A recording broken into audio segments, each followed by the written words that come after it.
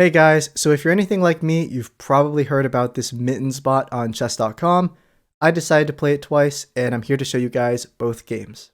In the first game, I played e4, c5, so we have a Sicilian, knight f3, knight c6, I played d4, so an open Sicilian. We traded the pawns, knight f6, knight c3, and d6. This is the classical Sicilian. Normally here I play the Rouser variation, which is the move bishop g5. However, in this game, I decided to play a bit of a more rare sideline. I played the move f3, and here black played e5, so attacking my knight. Not really interested in trading on c6 because that would allow them to take toward the center. And if I go to f5, then bishop takes f5, e takes f5.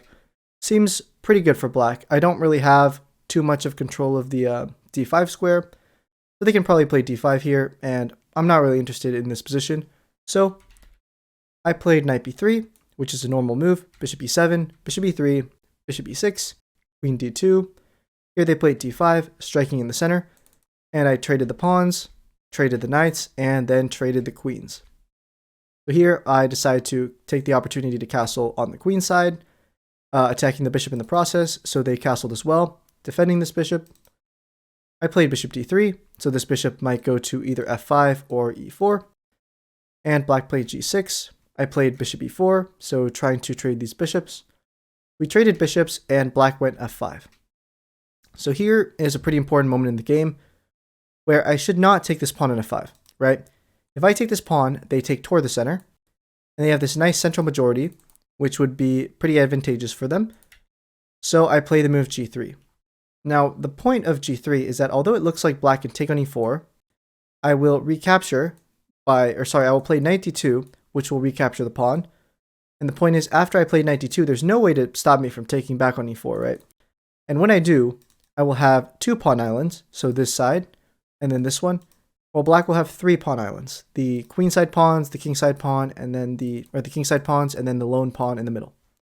So it's better to have less pawn islands, and this would be like a fractured group of pawns. So this would be good for me, so I played g3, also to prevent f4. And black played rook hf8, so preparing f4. I traded the rooks, and I played the move rook f1, so preventing f4 once again. Once again, if you take on e4, I will just trade the rooks and play knight d2, picking up this pawn, and this would be pretty good for me. So after rook f1, they played king d7. I just played c3, so stopping knight b4 or knight d4 in the future. c3 covers these two important squares. King e6 was played, so just bringing the king closer to the center. I played king d1, and I thought this move was fine at the time. However, I noticed that this is probably an inaccuracy, and it's, in my case, I think it was a mistake, because they can play the move f takes e4 here, which is what they did, and I traded the rooks. And the reason this was not good for me is that I didn't find the critical move here, which is I have to go g4, and I'll explain this in a minute. So I played the move knight d2, and my idea was that if king d5 is played, I can go c4, and this checks the king, right? And the king can't keep defense of this pawn in any way, because this bishop covers these squares, or it covers the d4 square.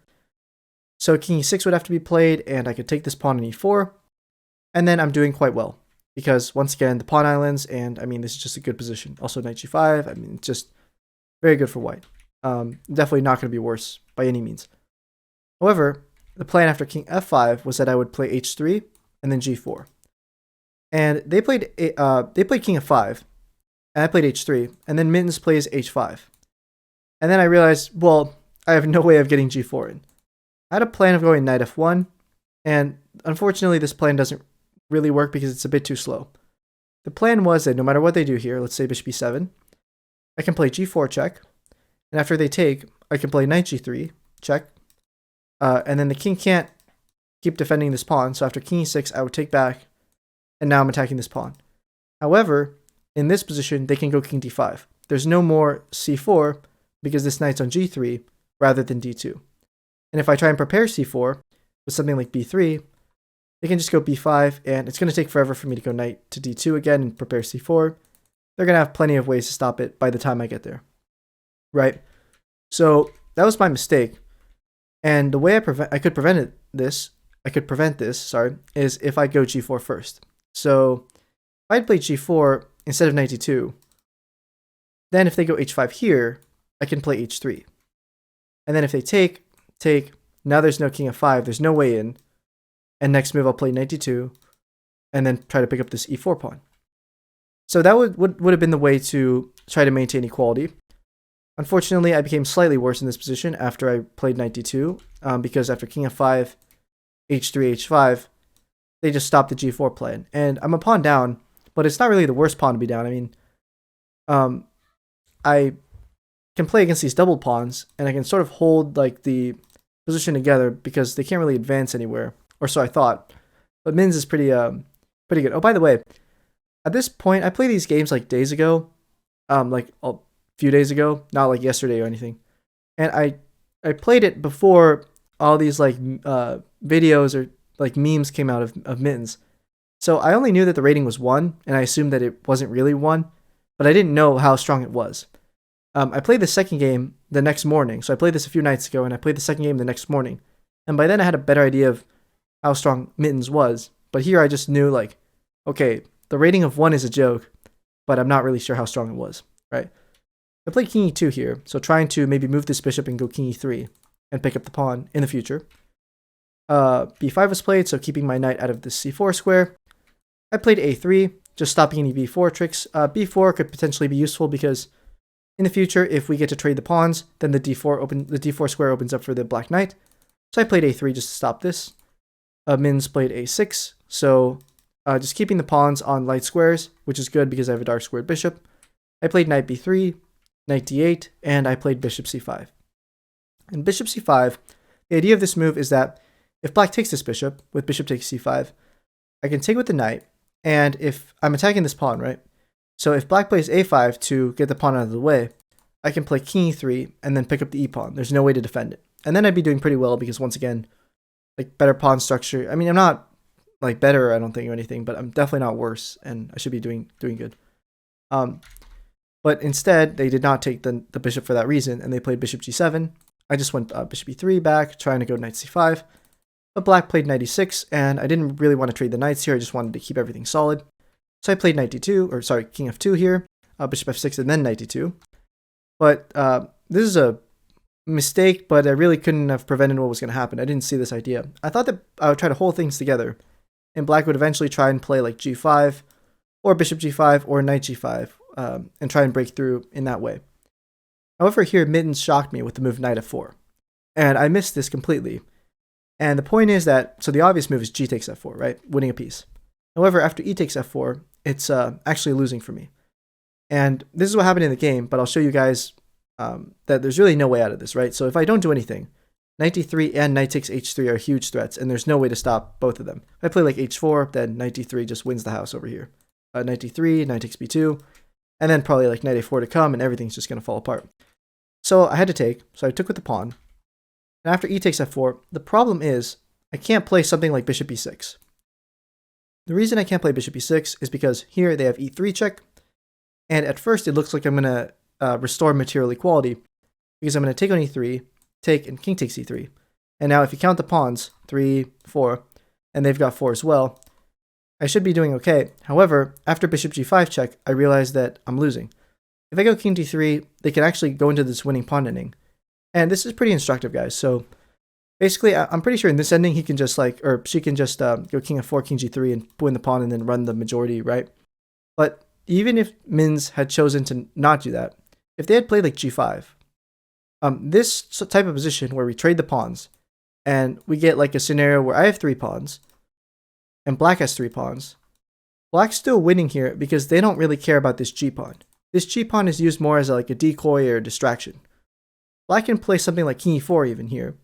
And if I go after this pawn, king d3 will be played. And if I, even here, I'm up a pawn. I got 3 pawns to black's 2.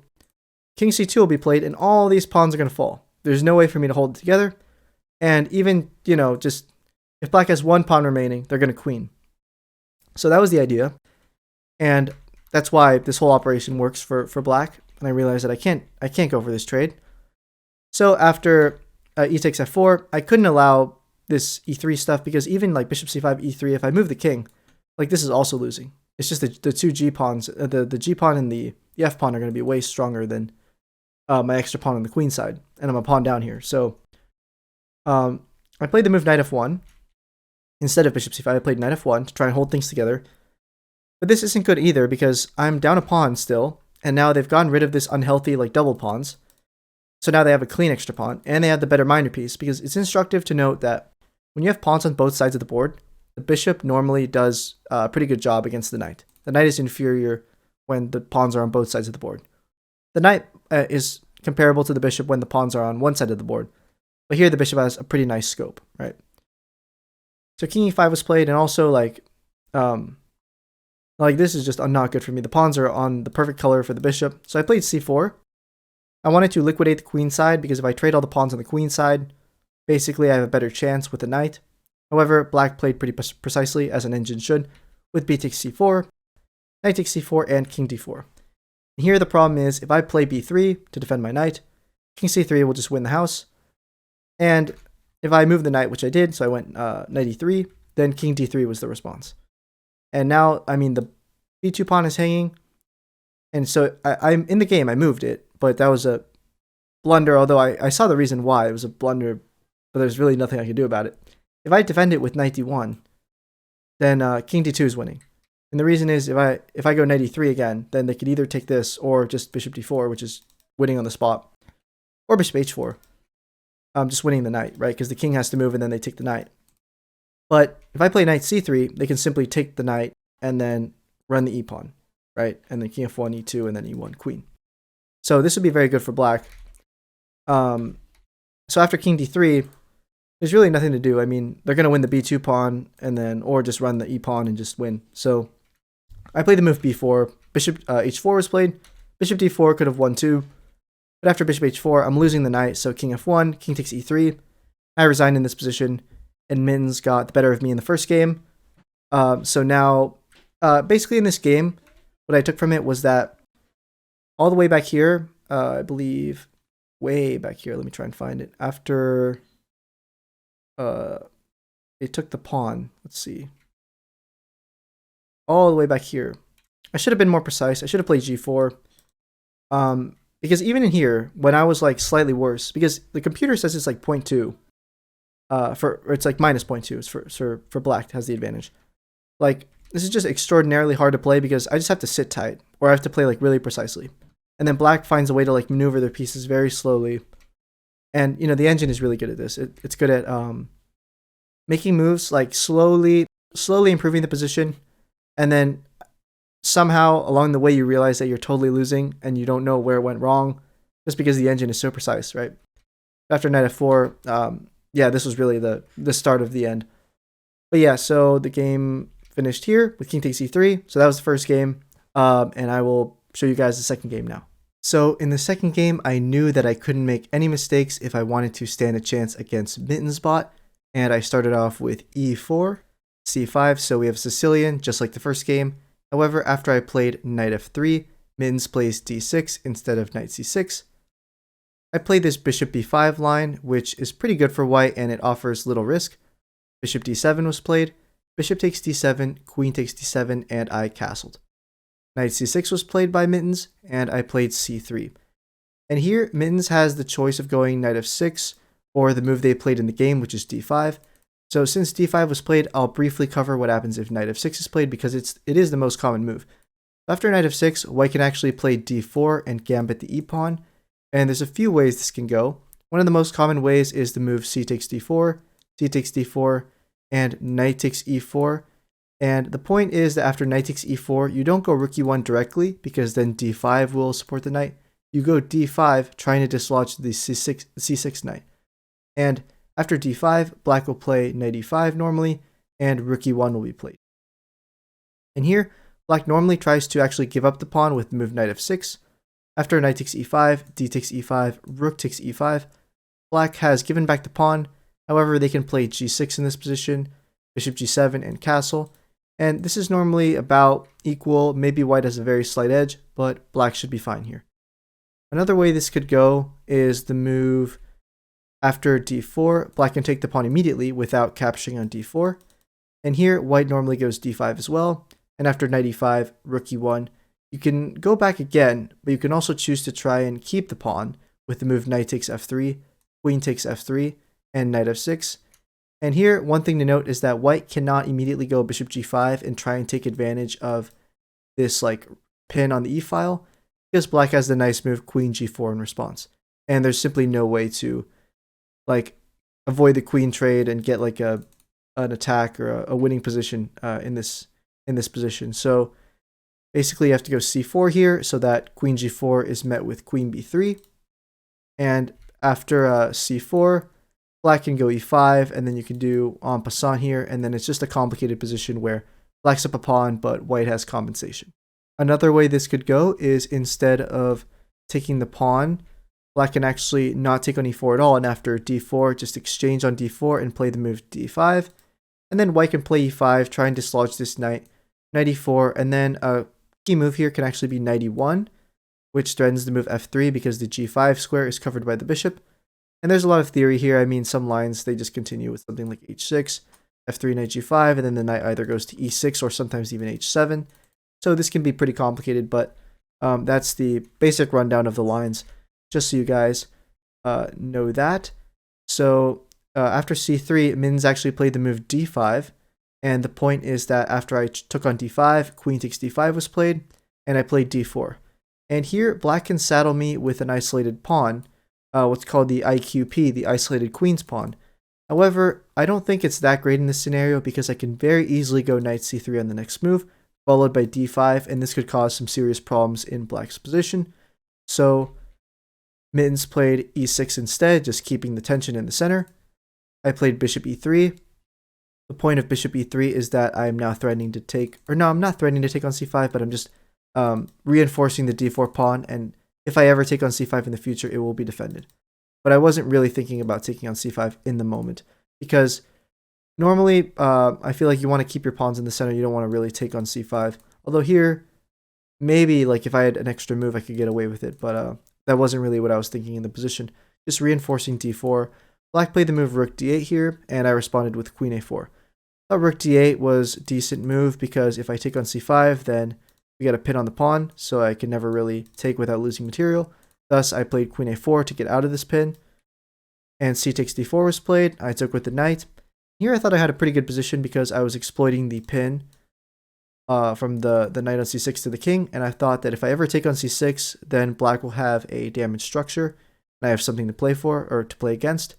Here, black played the move queen a5, which I thought it kind of solves their problem because like now I have to trade the queens, so I played queen takes a5 and knight takes a5. So it solves this problem of like the tension in the center. However, I thought that I was significantly better here, or maybe not significantly better, but I definitely was for choice. Because basically, after I go knight d2, the c4 square is not available for the black knight. And that means that when I kick it with b4, as I did in the next few moves, the knight will have to go to c6, and after we exchange knights, then the pawn structure will be ruined. So here, black played the move knight f6, and I went b4 as I was describing. Knight c6 was played, and I took on c6, and I played knight b3. Note that I can't take on a7 directly because my knight on d2 will be hanging, so that's why I played knight b3. And here comes like a pretty critical moment in the game. Black played the move knight d5, and I think here is my one chance where I could have really pressed for an advantage. I played the move bishop takes a7 in the game. My idea was that if knight takes c3, which is what happened, I simply played a3, and then it's pretty equal, but at least I have this outside a pawn, which is, it's like a pass pawn, and it's got no opposing pawns or adjacent pawns. However, it's not really far advanced, but it's still nice to know that I have the advanced a pawn, or the passed a pawn. However, it's not really enough to try and fight for a win or an advantage, in my opinion. I should have played the move bishop d4, keeping the like structure damage on the queen side for black, and then the problem was I wasn't sure about the move f6, and I was going to play f4 in this position. And the point of f4 is that I am preventing e5. However, I just wasn't sure. I thought black could play something like bishop d6, king f7, and although I probably was for choice, I felt like it would be overly complicated to go into a position like this against Mittens when I could have gotten a no-risk position with bishop takes a7, where I could still try and potentially fight for a win because I have these pass pawns on the queen side. So after knight takes c3, I just dropped I played a3. Sorry, I defended my b4 pawn, and then after rook d7, I dropped the bishop back to c5. And the point is, if bishop takes c5, I will recapture with the knight. And instead, black played rook d3, so I kind of did the idea without the capture. I took on f8 first, and then after rook takes f8, I sunk my knight into c5. This attacks the d3 rook, so rook d2 is played. And note that one major problem, or not major, but important problem in my position, is that I can't go rook c1 at the moment to kick this knight because of knight e2 check, which would fork the king and the rook. So I had to go rook e1, trying to guard this e2 square and move my king over. And black played king e7, so getting ready to connect the rooks. And here I could have played king f1, but I thought that the problem was that if I go king f1, black is going to quickly try and go rook d8, and then play rook c2, and then bring their other rook down to d2, and this could be troublesome for me in this position. So I decided to just quickly liquidate and play the move knight e4 instead, forcing the trade of knights, because I'm attacking both these pieces. So knight takes e4, rook takes e4 was played. Black played rook fd8 in this position, and I went king f1, so stopping like rook d1 ideas. And if rook c2 and rook d2, I can always go rook e2 right after they go rook c2. So they won rook c2 in this position, and I played rook e2, preventing this doubling on the 7th. And black played rook c4 in response, so keeping the pair of rooks. And obviously it's equal, as you guys can see, like the material is even, 3 and then 2, so that's 5 versus 5. However, I thought that, if I had to pick one side, I'd probably, pick white, because despite the activity of black's rooks, I do have this passed a pawn, so essentially it's definitely all zeros according to the engine, but I was kind of happy about my a pawn. So here I played rook b2, just getting my rooks behind my pawns. Rook d4 was played, so this discourages me from going a4 because they're threatening the b4 pawn. And I played the move f3. The point of f3 is that if I ever want to go king e2 in the future, it's kind of annoying to deal with rook e4 and then rook d4 back. So just f3 stops rook e4 from happening when I want to go king e2. Here black played king d6, so bringing their king closer to the center, and I did the same with king e2. e5 was played, and I went rook d1. So I want to exchange a pair of rooks and then get my remaining rook behind the a pawn and then just send this guy down the board where hopefully maybe I can try and push for an advantage with this passed pawn, right? So rook takes d1 was played, king takes d1, and king d5, bringing the king closer, and I played b5 here. So I was considering the move rook d2 during the game, rook d2 check, and it's kind of interesting seeing this move after the game. And like going through it with the engine and stuff, because I thought that black would actually go rook d4. And at the time I thought, well, Mittens definitely has calculated this ending to be either a draw or, in a rare case, maybe winning for black, which I thought was unlikely, but maybe because it's so strong, it would go for this after going king d5, because why else would you go king d5 if you're not going to go rook d4? However, rook d4 is actually losing. I didn't see this in the game because I thought rook takes d4, I thought this whole point would be, this whole line would be a draw. Actually, the move that is winning instead of rook takes d4 is a4. And this is winning because the idea is that now when we trade the rooks, I simply go a5, and then the king is kind of bound to this square, this a6 square, because my pawn is always threatening. So you can't take on b4 because I'll go a6. So now that the king is bound to that square, I can go and pick up all the other pawns, and it should be a pretty easy win for white. Okay, but that did not happen because I was not sure about this rook d2 move, although I am curious now to see if I had gone rook d2, if black would have played rook d4. I don't think so. I think they would have just gone king e6, but it's just a bit bizarre to me that they went king d5 for this whole process, knowing that rook d2, you can't go rook d4 in response, you have to go king e6 back. But anyway, I played the move b5, just liquidating. I think you have to take on b5 because you definitely don't want to allow my pawn to get to b6, especially with the rook behind it. So c takes b5 was played, rook takes b5. And here I was expecting the move king e6, just staying near the group of pawns on the king side. And at that point I was pretty sure it was just going to be a draw because I have this outside a pawn. However, it's just the outside a pawn shouldn't be enough to win. Like I could get in front of it or behind it, but normally these types of positions are draws where black can just play a bit precisely and then make the draw. However, black surprised me, or Mittens surprised me by going king d4. And this is like still a draw, but it's like a different strategy to draw. It's like using the activity of the king and the rook. Because here, Mittens is going to lose material.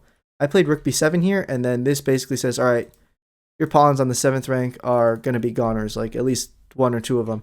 And Mittens responded by going rook c3, so attacking my lone a pawn, and I said, all right, fine, you can take that. I'll take the f7 pawn, rook takes a3, and rook takes g7.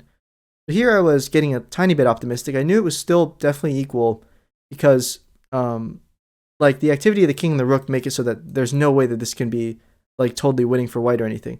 However, I did have the extra pawn, so it was nice to have that. But rook a2 is played by Mittens, so cutting off my king and attacking this g2 pawn on the 7th, and I played the move rook g4 check. Rook g4 basically threatens like rook e4 if the king goes to e3. However, there is a problem with this move that I saw a bit too late. So here black went king e3, and I went rook e4 check. And the problem is that, so black doesn't have to go king f2 or anything. He actually played king d3, or she played king d3. I believe Mittens is a female cat, I think. And I went king e1, and the point is that rook a1 check is a threat. So, or rook a1 checkmate is a threat. So I can't take on e5 because I get mated, and I can't defend my g2 pawn because I also get mated. So I have to move the king so that if rook a1 check is met with king f2, but now rook takes g2 can be played, and now it's definitely a dead draw. I took on e5, rook takes h2, and then here I just really wanted to make a draw, so I went king f1 and just wanted to shuffle my king. But it's a bit weird, sorry about that. It's a bit weird when you try and draw like engines because they don't really understand, so they have to like, you have to play like the 50 moves for the 50 move rule or like get repetition. But I'm not even sure repetition was like an option because Mittens would just play something random. But anyway, h6 was played, and I just made some moves, keeping this rook on the e file, trying to cut off the king, which is, I mean, simple drawing tactics. Everything's really is a draw here, but I had to maneuver around a bit. So rook a2, king g1, rook c2, just random moves. At one point, Mittens actually gave up the h pawn. I took it, and then king e3, f4, and then Mittens refused to play this rook f2 idea to take the f4 pawn, but I mean, it's still a draw. I just kept the rook on the 3rd rank, and so the king can never come in and threaten mate. And then after a bunch of moves, here at move 60 here, I believe the game ended on move 106, so like I'll just speed run through it, I guess, or I can fast forward to the end. Yeah, this is the final position. And on move 106, I finally was able to claim the 50 move draw. So I was able to draw against Mittens, which is really cool. And yeah, it was kind of a boring game, but I was still happy that I got the draw, especially after being outplayed in the last game that I showed you guys. And I pulled up the accuracy. I'll put it on the, I don't have to put it on the screen. I'll just show you guys, but, or I'll just tell you guys. I believe the accuracy was, yeah, like it was like 99.1 for me and like 99.2 for Mittens. So the game really couldn't have been improved too much. There's just like a very like 1 or 2 inaccuracies, but yeah, I was pretty happy with this game. And it kind of goes to show you like how you should, I guess, approach maybe playing against engines. Like going into super sharp lines will often fail because they're just so good at calculating and so good at calculating deeply, right? So simple chess, trying to get an advantage with white, and like, yeah, I guess those are the 2 games. So I hope you guys enjoyed those, and yeah, if you enjoyed this video and learned something, please feel free to like, comment, and subscribe, and I'll see you guys in the next video.